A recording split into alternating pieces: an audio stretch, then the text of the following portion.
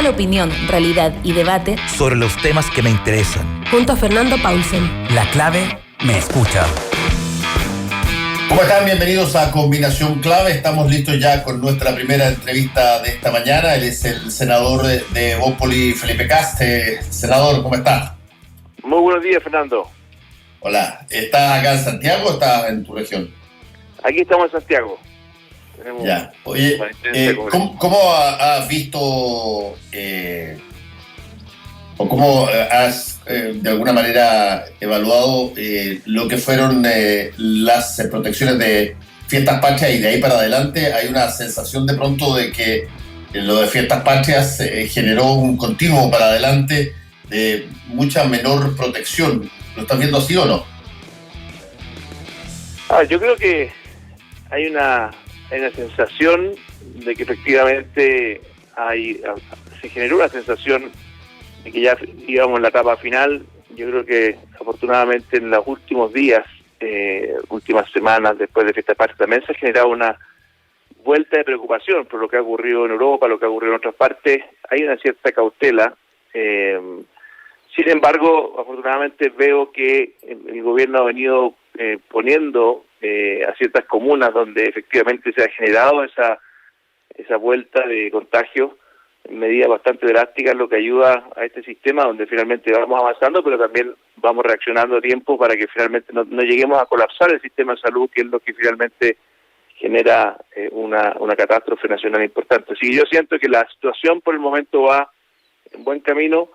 Creo que tampoco podemos inmovilizarnos ni quedarnos paralizados por completo. Creo que la estrategia que siguió Argentina en su minuto terminó siendo un desastre, y creo que al final la estrategia correcta es justamente ir tomando medidas de forma constante, porque esto nos va a acompañar hasta que tengamos la vacuna, que esperemos llegue pronto, pero por el momento tenemos que seguir con este sistema de ir apretando en lugares donde se va expandiendo el virus y de ir relajando en el lugar finalmente donde efectivamente ya el virus está más escaso. Estamos conversando con el senador de Bópoli, Felipe Kast. Otra cosa que se inauguró hace poquito fue la franja para el plebiscito, digamos, de los distintos partidos. Mira, a mí me tocó ser parte de ejecutiva de la franja del no, del año 1988, y en gran medida después de todos los análisis, si tú quieres, que se pueden haber hecho de qué funcionó y qué no funcionó, qué cosas tenían o no tenían efecto. Una de las cosas que creo es indiscutible respecto de esa franja anterior es que la franja del sí en esa época estaba de alguna manera tironeada por distintas posiciones. Habían algunas que buscaban un poco más de, si tú quieres, miedo, terror, y otras que buscaban un poco más de comprensión e incluso hasta colaboración. El hecho es que no hubo una, llamémoslo así, una mirada estratégica completa para la franja. Sin embargo, la del no estuvo siempre con un equipo común, sobre ese equipo común, una mirada de personas que eran parte de la coalición que se estaba generando en esa época, que era la Concertación, que veía íntegramente todas las variantes, y por lo tanto el mensaje fue siempre mucho más, si tú quieres, más completo en su integridad estratégica. Hoy día, por ejemplo, tanto en la oposición como en la de gobierno, se nota demasiado de que cada cual presenta su propio proyecto y se suman. No es más que la suma de las partes, las franjas de cada lado. ¿Qué tanto sientes tú que eso puede afectar la calidad y el impacto que pueda tener una comunicación pública cuando efectivamente es básicamente un pegoteo de cosas individuales que se están mandando? Bueno, yo creo que probablemente las elecciones son un poco distintas a las de fines de la dictadura, que se jugaba claramente también un momento bastante importante, épico, Hoy día no digo que no lo sea, pero siento que hoy día estamos frente a un plebiscito que es muy importante y yo creo que el apruebo es la opción correcta por dos razones muy simples. Primero, porque por primera vez en democracia, después de 40 años, nos podemos sentar de igual a igual, todos los sectores, sin ventaja para nadie, a intentar ponernos de acuerdo, y eso es lo que hace el plebiscito del 25 de octubre, darnos permiso para sentarnos a la mesa. Entonces, votar rechazo, de alguna manera, a mí me resulta negativo, porque en la práctica, es decir, mire, no, mejor no se siente a la mesa de igual a igual. El verdadero plebiscito es el de salida. Esto es solamente habilitar un proceso que permite profundizar el camino de la democracia que iniciamos como país. Yo era muy chico, yo tenía 12 años cuando tú estabas en tu comando ejecutivo del no, pero que se inició en ese momento. Entonces, incluso para todos aquellos que creyeron en la transición a la democracia, porque había varios que no creían en la transición a la democracia, creían que era una tontera, que creían que era subyugarse a las normas que dejó Pinochet en su minuto. De hecho, por lo mismo el Partido Comunista no se sumó al principio, después se colgó al final, pero y se quedó fuera de los procesos de la concertación mucho tiempo. Entonces, para mí, este plebiscito es importante, pero tampoco es malo, Fernando, creo yo, que hayan distintas motivaciones. Lo que sí me parece malo es cuando algunos vienen a prometer como si con la nueva Constitución se acabaran todas las dificultades políticas de Chile o sociales, cosas que sabemos que no es así. Eso es simplemente mentirle a la gente. Las constituciones son un cuarto de máquinas de distribución del poder, de la responsabilidad, y por eso creo que el segundo argumento por lo cual es bueno votar a prueba, porque una nueva Constitución te permite también modernizar el Estado, que es el gran músculo que tenemos para poder hacer cosas buenas en el país. Para mí, la gran razón, o una de las razones por las cuales hay mucha frustración con nuestra democracia, es que hay muchas cosas sociales que no se han logrado, porque el Estado está anquilosado, se quedó en la Edad Media. Mientras muchas partes del sector privado se modernizaron, nosotros desde el mundo político no hemos sido suficientemente generosos unos con otros para poder modernizar el Estado y que no sea una agencia de empleo, que realmente lleguen los mejores, que lo público no tenga nada que envidiarle a lo privado. Y ahí hay toda una dimensión social de la reforma del Estado que sí tiene que ver con la Constitución. Entonces, yo te diría que no me preocupa tanto esta dispersión de argumentos, sí me preocupa algunas partes de la franja, donde salen algunos y, por ejemplo, hablan de salud, se van a acabar las listas de espera, se van a acabar los problemas de vivienda en Chile. Eso me parece que es malo para los que estamos con el apruebo, porque finalmente es generar expectativas que se pueden frustrar y que se van a frustrar, y eso es malo para los que defendemos la opción apruebo. Ahora, Felipe, tú lo mencionaste ya varias veces que estás por el apruebo. En algún momento dado, Evópoli parecía que tenía una visión muy mayoritaria al respecto. ¿Cómo ves hoy día que cuando aparentemente se dio libertad de acción a los militantes? Mira, Evópoli, la única vez que votó, esto fue 60% a favor del apruebo y 40% en contra, o sea, a favor del rechazo. Y lo que ocurrió es que eso no es que haya cambiado eso, lo que sí ocurrió es que el 40% que estaba con el rechazo, y con justa razón, yo les di el punto, creían que el partido tenía que tener libertad de acción. No puedes tú imponerle, cuando hay un 40% del partido que tiene una postura distinta, decir, no, aquí todos los que están por el rechazo está mal, no pueden. Lo que sí uno puede hacer es tratar de persuadirlo, que es lo que estamos haciendo. Y hay libertad para uno participar en la promoción de su idea, hay un Evópoli apruebo con mucha fuerza, y claramente hay un grupo que está por el rechazo, que es una opción legítima, sin lugar a dudas, pero yo encuentro que es una opción equivocada por las razones que te acabo de dar. Yo creo que es, en el fondo, en este momento, insisto, probablemente los que creen en la violencia, y no digo que los de los rechazos la crean en la violencia, pero los que creen en la violencia, no les conviene que tengamos una solución democrática, que profundicemos el camino que hemos iniciado a fines de los 80, Entonces yo creo que es perdernos la oportunidad de ponernos de acuerdo. Y si finalmente en el proceso constituyente, porque esto sí tiene riesgo, yo no soy ingenuo, suponte tú que un sector, ya sea la izquierda o la derecha, bloquea el proceso. Dice, no, ¿sabe qué? No te acepto nada. Lo mío o nada. De un lado o del otro, porque sabemos que como es con 2/3, ese bloqueo puede existir. Si es que ocurre eso, y finalmente esto es un desastre porque una de las partes, o más de una de las partes, pueden haber más de 2 partes, bloquea, yo mismo voy a tener que decirle a Chile con toda humildad, a mitad del próximo año o más adelante, cuando se termine el proceso, a fin del próximo año, o a inicios del siguiente, porque acuérdate que tenemos 9 meses o un año, y sabe que no se pudo, pero hicimos nuestro mejor intento democrático. No se pudo porque una de las partes y la ciudadanía va a poder saber quién fue la parte que no quiso buscar los puntos de acuerdo. O sea, aquí tenemos que construir una constitución que no sea ni izquierda ni derecha, una constitución democrática, de todos. Y porque sabemos que la que tenemos actualmente, más allá de que ha tenido modificaciones, tiene un origen que le quita una profundidad y que genera heridas.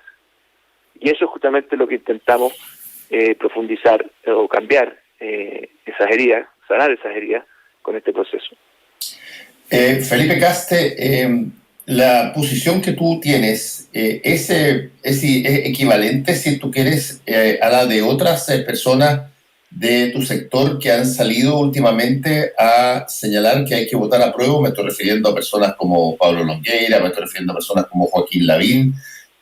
¿Siguen más o menos la misma mirada, la misma lógica, o coinciden en básicamente el apruebo, pero por razones distintas?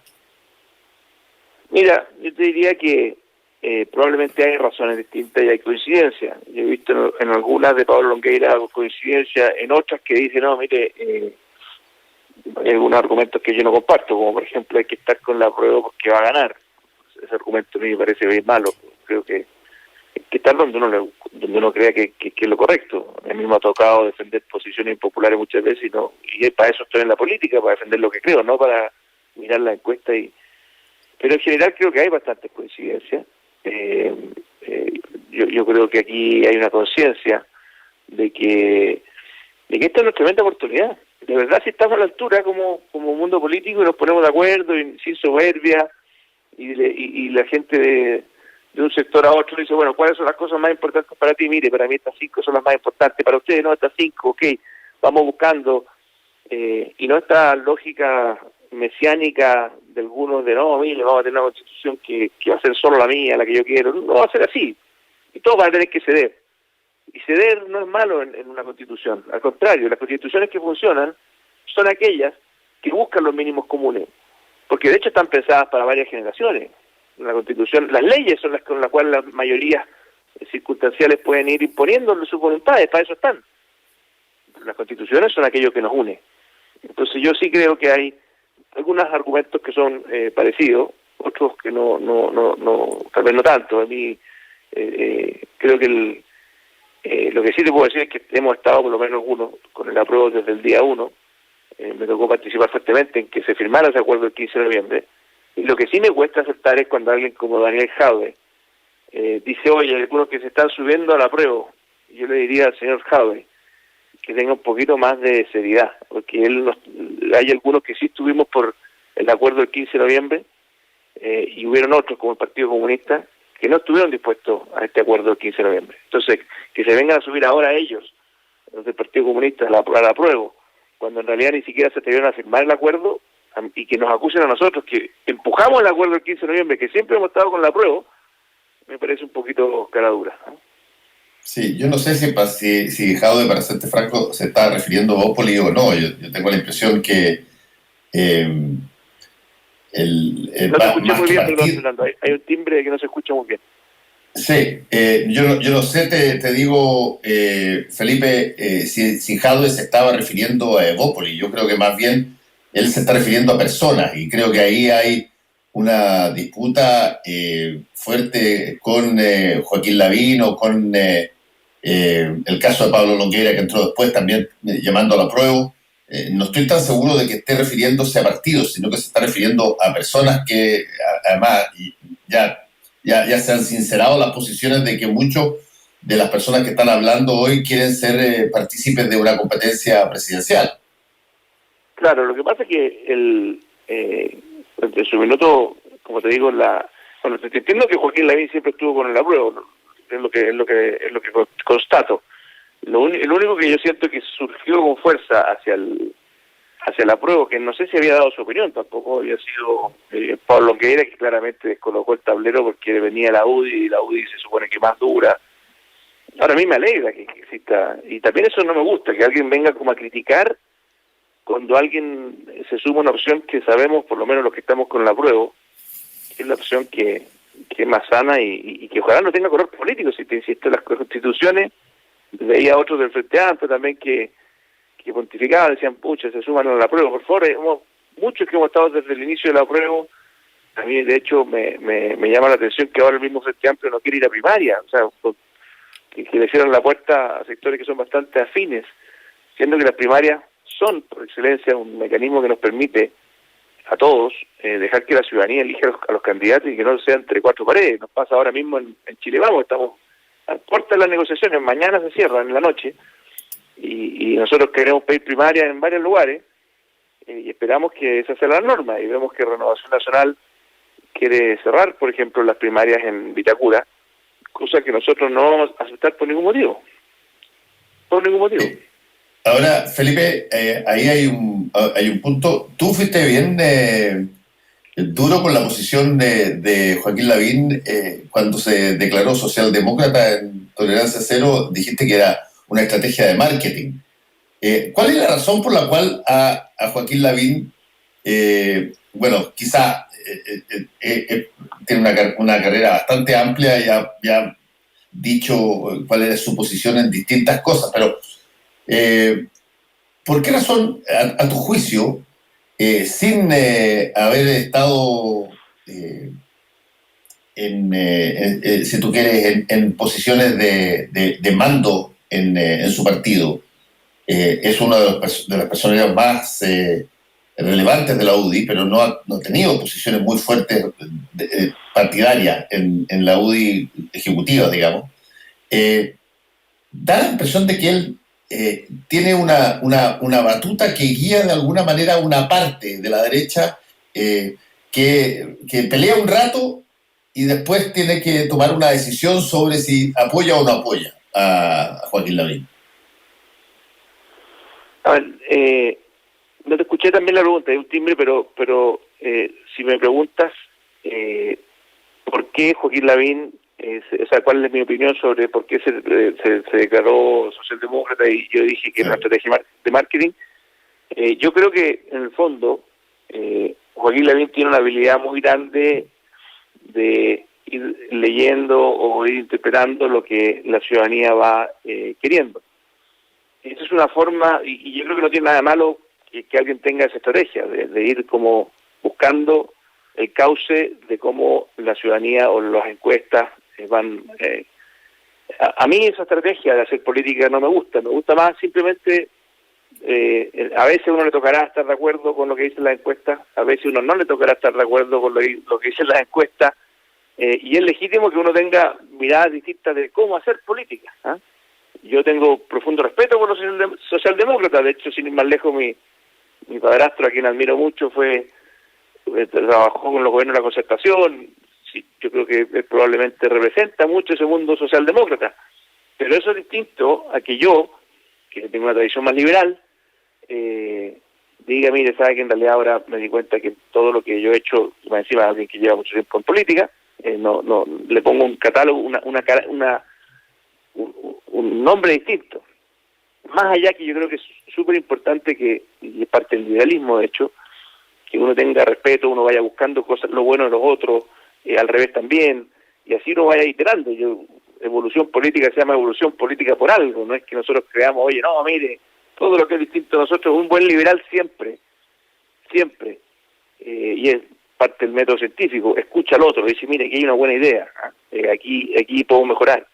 Pero eso no quita que finalmente uno simplemente vaya moviéndose de acuerdo a lo que vayan mandando la encuesta. Yo creo que había una estrategia de marketing de aquello, y yo creo que al final del día es muy importante en la vida, es una forma de hacer política. Yo, por ejemplo, en su momento me acuerdo, yo era chico y miraba a la Gladys Marín, yo nunca compartí con la Gladys Marín, pero había algo que todo el mundo le valoraba a la Gladys Marín. Y mira, ella es la Gladys Marín, una línea, no sabe lo que piensa, sabe lo que es, listo.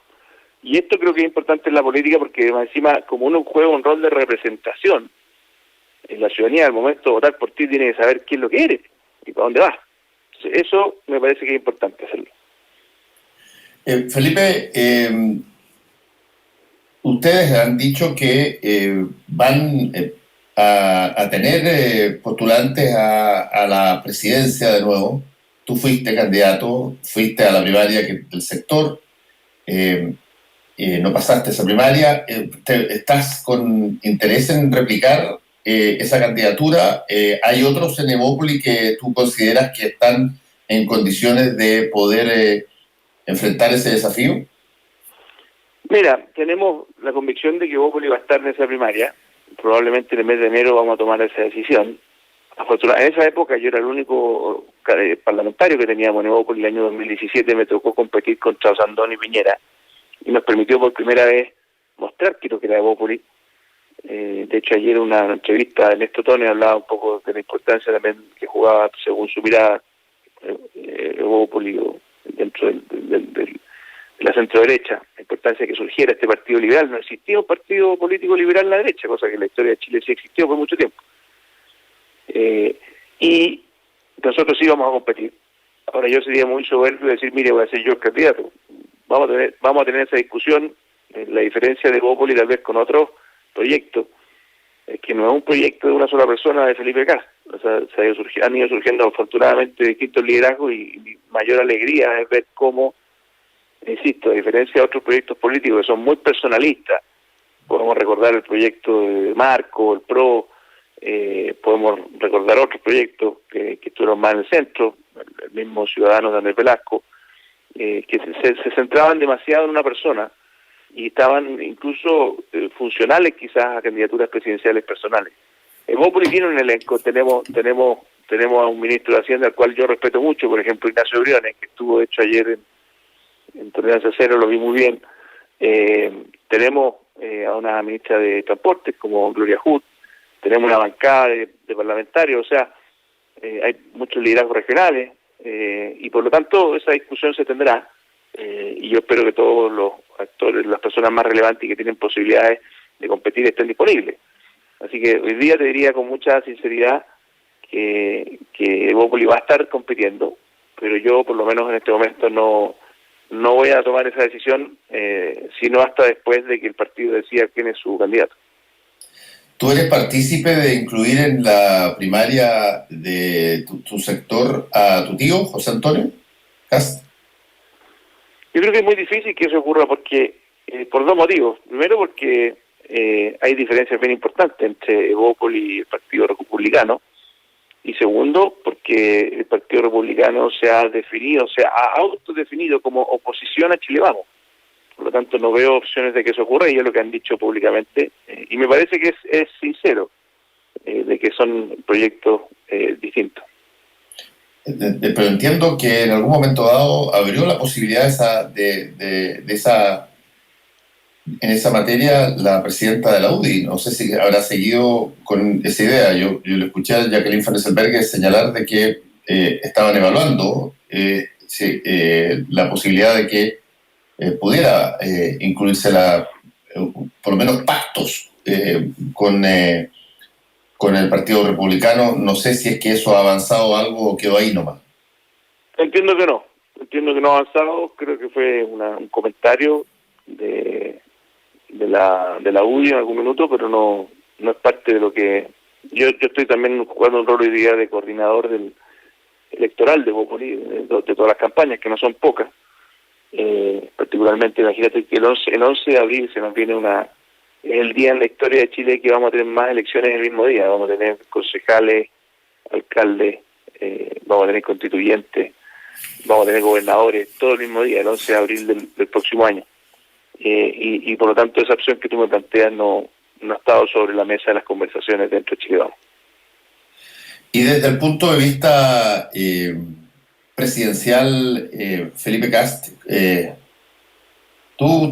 una crítica que se le hace desde tu sector al presidente Piñera, que va desde algunos que consideran que de hecho probablemente están más asociados a lo que tú mencionaste, a José Antonio Kast, de que aquí se ha entregado de alguna manera el gobierno a lo que ellos denominan la izquierda, que es una denominación muy especial ahí, porque son todos los que no son partícipes de su filosofía. Pero ¿cómo has visto tú al presidente Piñera en su cargo cuando está evidentemente en lo que se denomina una situación de pato cojo, que se denota en las encuestas también, en el sentido de que todos los partidos, tú lo acabas de describir muy bien, están trabajando para lo que es el futuro, y el futuro en Chile no permite la reelección instantánea, por lo tanto el presidente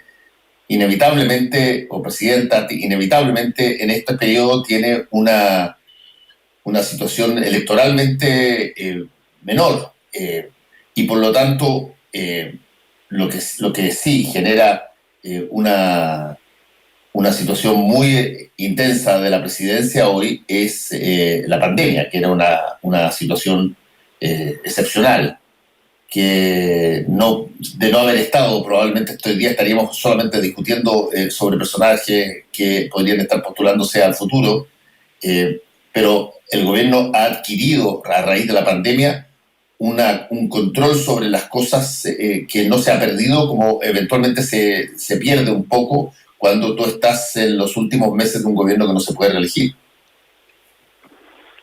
A ver, efectivamente hay una situación donde ya se generó una sensación de que el gobierno está entrando en su fase final. Sí. Eso es así, y hay un pato cojo, pero ese pato cojo particularmente, creo yo, en las circunstancias que vive Chile, no necesariamente es malo para el gobierno. Y por una razón muy simple. El gobierno, y no solo le pasó a Bachelet, nuestra democracia, le estaba pasando un fenómeno bien curioso, y es que salían elegidos candidatos presidenciales con alta votación, no como incluso más que antes. Antiguamente, te acordarás, la competencia de Lagos Lavín, y bueno, al principio de los 90 sí habían diferencias muy grandes, pero y aunque salen con votaciones altas, al poco rato la gente como que se da vuelta y dice, no, mire, no era lo que yo esperaba, no era lo que... le ha pasado prácticamente los últimos 4 gobiernos con mucha fuerza. Y lo que pasa es que cuando ocurre esta última etapa, donde ya la gente deja de pensar en el gobierno actual como el gobierno que le va a solucionar todos sus problemas, de alguna manera se le quita una presión al gobierno para poder funcionar. La gente como que gira los ojos. Y lo cierto es que a este gobierno le ha tocado muy duro el estallido social. Yo creo que la solución que se buscó para esas marchas masivas, no para la violencia, para las marchas masivas de un proceso constituyente, que fue lo que ya conversamos, es una buena solución. Creo que incluso mirado desde fuera de Chile, mucha gente me ha comentado, distintas personas que lo conocen, mire, qué increíble cómo ustedes lograron frente a un conflicto político que lo tenían. Insisto, no para los violentistas que destruyeron todo, sino que para más de 1 millón de personas que salió a la calle, que se movilizó pacíficamente, que quería construir un segundo piso de la casa, que quería generar un proceso democrático importante. La solución del 15 de noviembre yo creo que va a pasar la historia como una solución positiva a un conflicto político.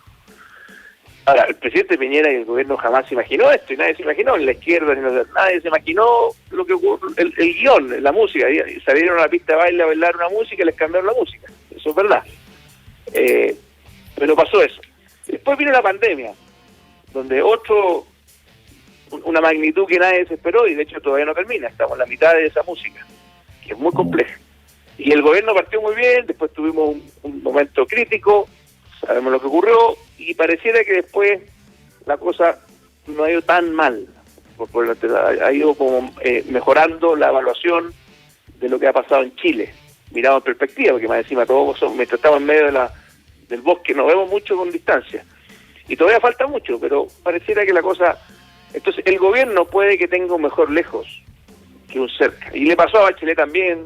Bachelet terminó bastante mejor de cómo comenzó. Le pasó a Piñera 1. Piñera 1, yo me recuerdo, pasó momentos muy difíciles, a pesar de que pasó momentos muy buenos al principio, después de los mineros, y después se fue a pique, después volvió a subir. O sea, hay algo en nuestra democracia que somos bastante inestables en las formas de evaluar a nuestros gobernantes, y que tiene que ver también con una fatiga del sistema. Y es parte de lo que tenemos que discutir en el proceso constitucional, si es que eventualmente nos quedamos con un sistema presidencial como lo tenemos, o le damos algún tipo de matiz como un semipresidencial o otra cosa.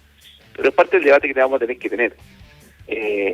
Y yo te diría que de las cosas que sí me faltan a mí, pero que tal vez sea materia del proceso constituyente, es haber modernizado más el Estado. O sea, en materia del Sename, sí, Susana Tonda hizo algo importante, se cerraron estas verdaderas cárceles que había, que eran 150 niños en el mismo lugar, se cambiaron por residencias familiares de 15 niños, que es bastante más a escala humana.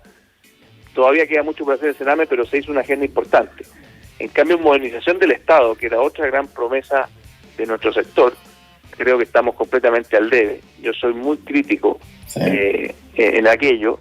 Y lo otro que nos falta, que también es muy relevante, producto después del estallido, es modernizar las policías. Y este miércoles tenemos invitado al ministro del Interior a la Comisión de Seguridad del Senado, justamente para que nos exponga cuál va a ser la hoja de ruta para modernizar las policías, que es una deuda pendiente en Chile también hace mucho tiempo. Felipe Kast, senador de Evópolis, muchas gracias por este contacto con Combinación Clave. Que te vaya muy bien. Muchas gracias, Fernando, que tenga muy buena semana.